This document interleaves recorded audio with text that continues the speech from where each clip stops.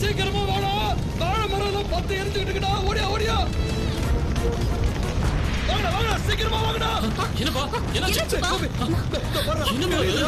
தெரியல எப்படி எரியுது பாரு. அவன் வருவாங்கடா. இல்ல இல்ல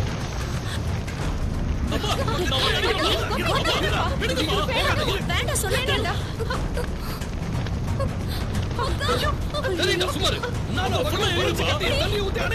வேடிக்கை பார்த்து நிக்காதீங்கடா, பெருசா வேலை செய்யுங்க. எனக்கு தெரியல, மாட்ட துருவத்துல போயிட்டு இருக்கும்போது பார்த்தா இப்படி 10 எரிஞ்சுக்கிட்டு. வாங்கடா சீக்கிரம். டேய் மாரசாமி, கோவிந்த் சீக்கிரமா வாங்கடா, தண்ணி எடுத்துட்டு வாங்கடா, கொட்டுங்க, அணைங்கடா.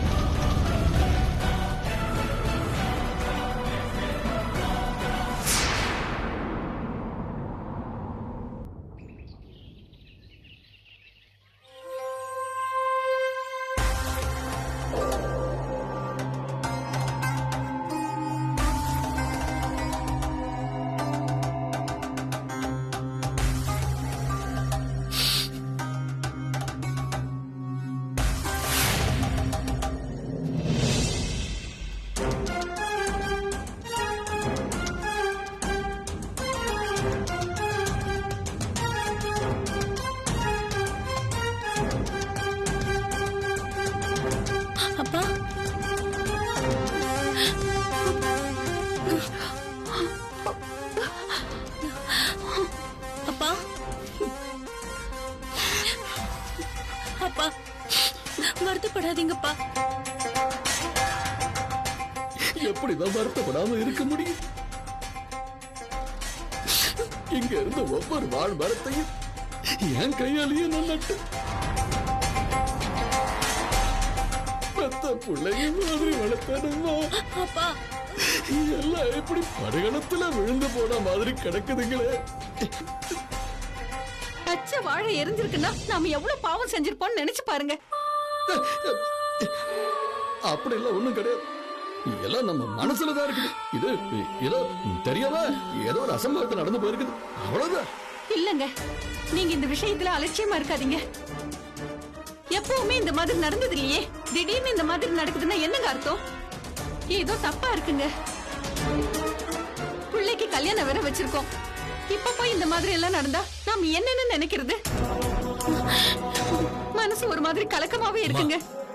அம்மா திரும்ப திரும்ப இப்படி அறிகுறி காட்டுதுன்னா ஏதோ சாமி குத்தம் இருக்குங்க. இல்ல இல்ல அதெல்லாம் ஒண்ணு இல்ல, எல்லாம் சரியாயிடும். நீ அம்மா கூப்பிட்டு உள்ள போ, நீ போ, நான் பிற வர, நீ போ. என் பிள்ளை கொள்ளா கொஞ்ச நேரம் எடுத்து நீ போ. சரிப்பா, மா வாமா வா.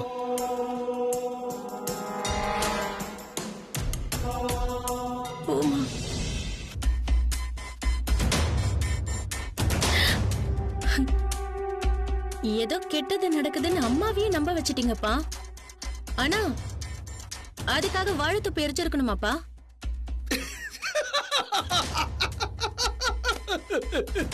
என்னாச்சுப்பா? அப்புறம் என்ன கேனையன்னு நினைச்சிட்டியாக்கு? எல்லாம் எரிஞ்சு கிடக்குதுன்னு பாக்குறியா? இங்க எரிஞ்சு கிடக்கிறதுல முக்காவாசி வாழத்தார வேலைக்கு ஆவறது எல்லாத்தையும் பத்த வைக்கிறதுக்கு முன்னாடியே அறுத்து எடுத்தாச்சு. ஐயோ, ஒண்ணு மட்டும் ஞாபகம் வச்சுக்க கண்ணு, மதுவும் மாமனார் வீட்டுக்கு மருமவளா வரணும்னா அதுக்காகவும் அப்பன் வாழத்தாரையும் வெட்டுவேன், வாழற ஆளோட தலையையும் வெட்டுவேன். ஆ. பா.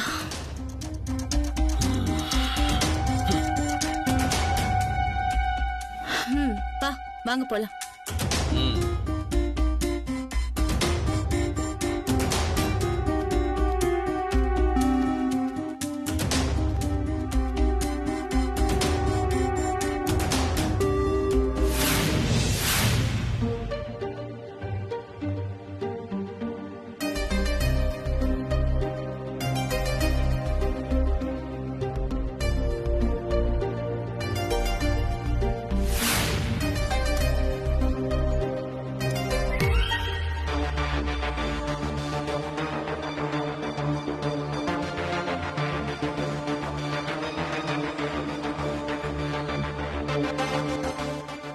சாமி, மயில் வந்துட்டு இருக்கா, நீங்க போய் பேசுங்க.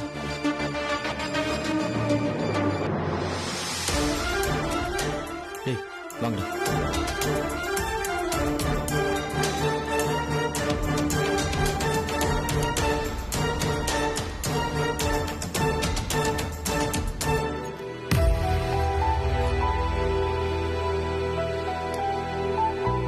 மாமா, என்ன மாமா இந்த பக்கம்? உன்னை பார்க்கணும் தான் வந்துட்டு இருந்தேன். நல்ல வேலை, வழியிலே பார்த்துட்டேன். என்ன விஷயம் மாமா? இதை எப்படி ஆரம்பிக்கிறதுன்னு எனக்கு தெரியலமா. கோமதி பொண்ணு பொய் சொல்லுவான்னு நான் நினைச்சு கூட பார்க்கலாமா. ரொம்ப வருத்தமா இருக்குமா. நீங்க என்ன சொல்றீங்கன்னு எனக்கு புரியல மாமா. நீ ஏன் இப்படி நடந்துக்கிறன்னு எனக்கு ஒண்ணுமே புரியலமா. அன்னைக்கு திட்டுப்பாறையில ஜீவா தம்பியை நீ தானே காப்பாத்தின. ஆனா மது காப்பாத்தினான்னு ஊரெல்லாம் பேசிக்கிறாங்கம்மா. அத உண்மைன்னு நம்பி அந்த தம்பியோட அப்பா அவருக்கு மதுவை கட்டி வைக்க போறாராமே. ஆமா மாமா, புள்ளைய காப்பாத்தின நன்றி கடனுக்காக மதுவுக்கு அவரு வாக்கு கொடுத்திருக்காரு. அது நியாயம் தானே? என்னமா பேசுற நீ? அந்த தம்பியை காப்பாத்தினது நீ, பலனை அனுபவிக்கிறது அவளா?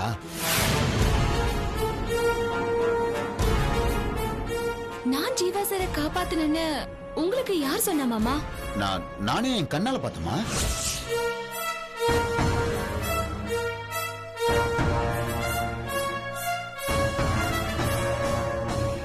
மூலிகை பறிக்க போனப்ப திட்டுப்பாறை பக்கம் நீ போறத நான் பார்த்தேன். அங்க அந்த குலகார பாதி அடிச்சு அந்த தம்பியை காப்பாத்தினல்ல நீ, அதையும் நான் பார்த்தமா.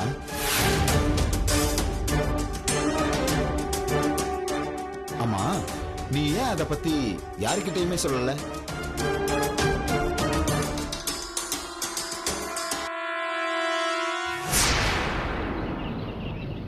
எல்லாத்தையும் பார்த்துட்டு இருந்த நீங்க ஏன் மாமா உதவிக்கு ஓடி வரல? ஏன் மறைவாவே நின்னுட்டு போயிட்டீங்க? அது பதில் சொல்ல முடியலல்ல? சாமிக்கு மந்திரம் சொல்லி பூஜை பண்ற உங்க வாயால பொய் சொல்றது பாவம் இல்லையா மாமா? நான் பொய் சொல்லமா. நான் தூரத்துல இருந்து பார்த்தேன். நான் பக்கத்துல வர்றதுக்குள்ள எல்லாமே நடந்து முடிஞ்சிடுச்சு. அன்னைக்கு காலையில தான் சரசக்காவை பாக்கணும்னு நீங்க தஞ்சாவூருக்கு கிளம்பி போனீங்க. ஊருக்கு போன நீங்க எப்படி மாமா திட்டுப்பாறைக்கு வந்திருக்க முடியும்? அது நான் அடுத்த நாள் தானே ஊருக்கு போனேன். ஒரு பொய்ய காப்பாத்த இன்னும் எத்தனை பொய் மாமா சொல்லுவீங்க?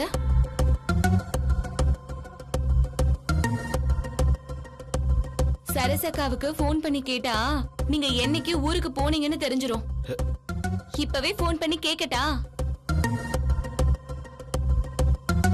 எங்க குடும்பத்துக்கு நீங்க எவ்வளவோ செஞ்சிருக்கீங்க மாமா. அதனாலதான் கூட பொறுக்கலனாலும் எங்க அம்மா உங்களுக்கு அண்ணன்ற இடத்தை கொடுத்திருக்காங்க. நானும் என் சொந்த மாமாவாதான் உங்களை நினைச்சிட்டு இருக்கேன். நீங்க போய் இப்படி ஒரு தப்ப செய்யலாமா? உனக்கு ஒரு நல்ல வாழ்க்கை கிடைக்கணும்னு தாமா நான் நினைச்சேன். பொய் சொல்லி ஊரை ஏமாத்தினா எனக்கு நல்ல வாழ்க்கை கிடைக்கணும் யார் சொன்னாங்க மாமா? டேய் வாங்கடா.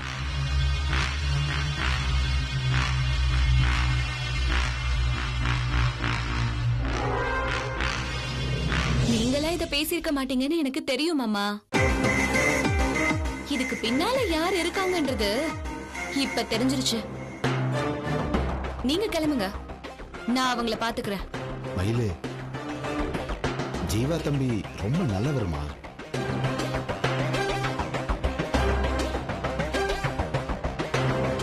எல்லா விஷயத்தையும் சொல்லிதான் அவர் என்கிட்ட உதவி கேட்டாருமா. நீ அவரோட சேர்றதுதான் நல்லதுன்னு எனக்கு பட்டுச்சு. அதனாலதான் நான் இப்படி, என்ன மன்னிச்சிருமா. ஐயோ என்ன மாமா நீங்க, என் மேல நீங்க எவ்வளவு அக்கறை வச்சிருக்கீங்கன்னு எனக்கு தெரியும். உங்களையும் இவங்க இப்படி பொய் சொல்ல வச்சுட்டாங்களேன்னு தான் ரொம்ப வருத்தமா இருக்கு. எனக்கு உங்க சூழ்நிலை புரியுது மாமா. நீங்க போங்க, நான் அவங்க கிட்ட சரிம்மா. பேசிக்கிறேன். பாத்து போ.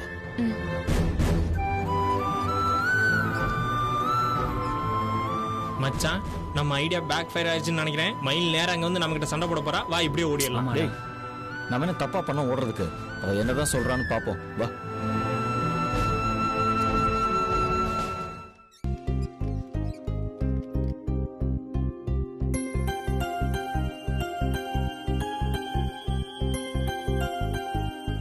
என்னதான் சார் பிரச்சனை உங்களுக்கு? நான் அவ்வளவு சொல்லியும் திரும்ப திரும்ப ஏன் என்ன தொந்தரவு பண்றீங்க? இத பாரு மயில, நான் உன்னை தொந்தரவு பண்ணணும்னு நினைக்கல மயில. நான் எப்படியாவது உன் வாயால உண்மையை பேச வச்சிடலாங்கிறதுக்காக தான் இப்படி எல்லாம் பண்ணேன். அதுக்காக குறுக்கு வழியில யோசிப்பீங்களா? நீங்களும் ஒரு சராசரிங்கிறத நிரூபிச்சிட்டீங்க சார். தான் நினைச்சதை சாதிக்கிறதுக்காக நாட்டாயன் முதலாளி தான் என்ன வேணாலும் செய்வாரு. நீங்களும் உங்க சுயநலத்துக்காக இந்த அளவுக்கு இறங்கிட்டீங்கன்னா உங்க ரெண்டு பேருக்கும் என்ன சார் வித்தியாசம் இருக்கு? மயில, பாவம் மாமா, கோயில்ல பூஜை செய்யறவரை போய் உங்களுக்காக பொய் பேச வச்சு, ச்சே! இதெல்லாம் எவ்வளவு பெரிய தப்புன்னு உங்களுக்கு புரியலையா சார்? மயில, பொய் சொல்ல வச்சது தப்புன்னா உண்மையை மறைக்கிறதும் தப்புதான். சரியா? அந்த குற்ற உணர்ச்சி உனக்கு கொஞ்சமாவது இருக்கா? என்னமோ எல்லா விஷயத்திலயும் நீ நியாயமாவே நடந்துக்கிற மாதிரி பேசுற. எது நியாயங்கிறது ஆளுக்கு ஆளு மாறும் சார். என் மனசாட்சிப்படி நான் நியாயமா தான் நடந்துக்கிறேன். நீங்க சொன்னதை ஏத்துக்கலங்கிறதுக்காக என்ன குத்தம் சொல்லாதீங்க. நான் உங்களை காப்பாத்தலங்கிறது நெசம்.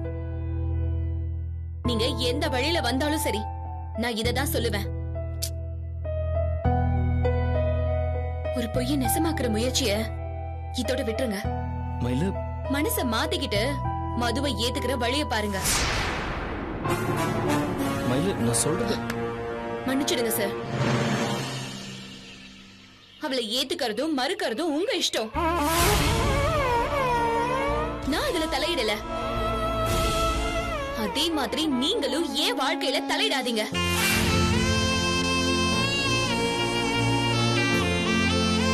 என் குடும்பத்துக்கு உதவி செய்யறதுனால உங்க விருப்பத்துக்கு ஏத்த மாதிரி எல்லாம் நான் ஆடணும்னு நினைக்காதீங்க. என்ன நிம்மதியா இருக்க விடுங்க சார். மயில, மயில, நான் சொல்றத ஒரு நிமிஷம் கேளு மயில. மயில, மயில நில்லு. டேய்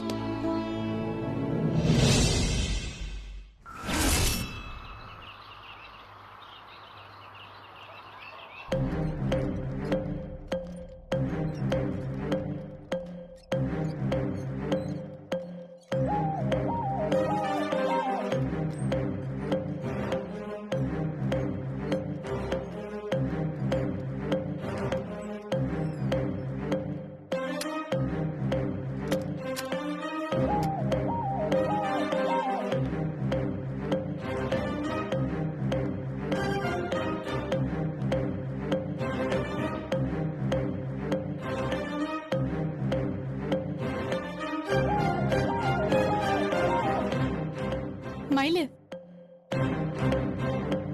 மயிலு, ஏண்டி ஒரு மாதிரியா இருக்க? ஒண்ணும் இல்லக்கா. இல்லையே, உன் முகமே சரியில்லையே. பால் ஊத்துற இடத்துல ஏதாவது பிரச்சனையா? அதெல்லாம் ஒண்ணும் இல்லக்கா. என்னமோ ஒரு யோசனை.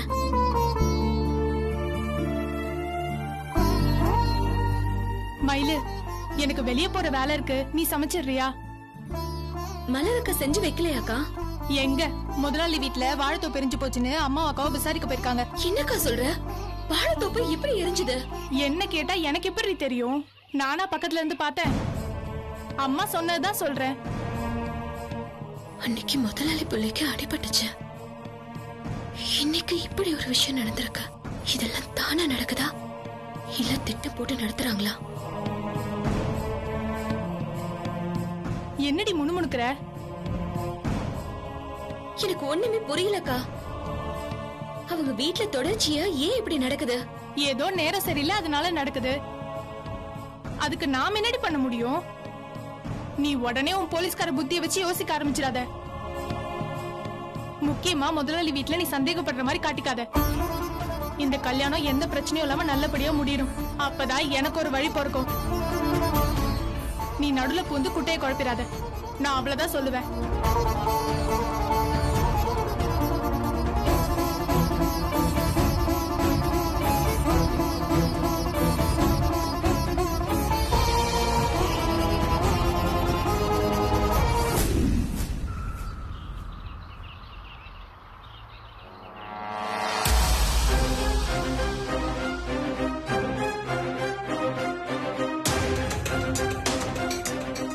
இனிமேலையும் நாம யோசிக்க வேண்டாம்ப்பா.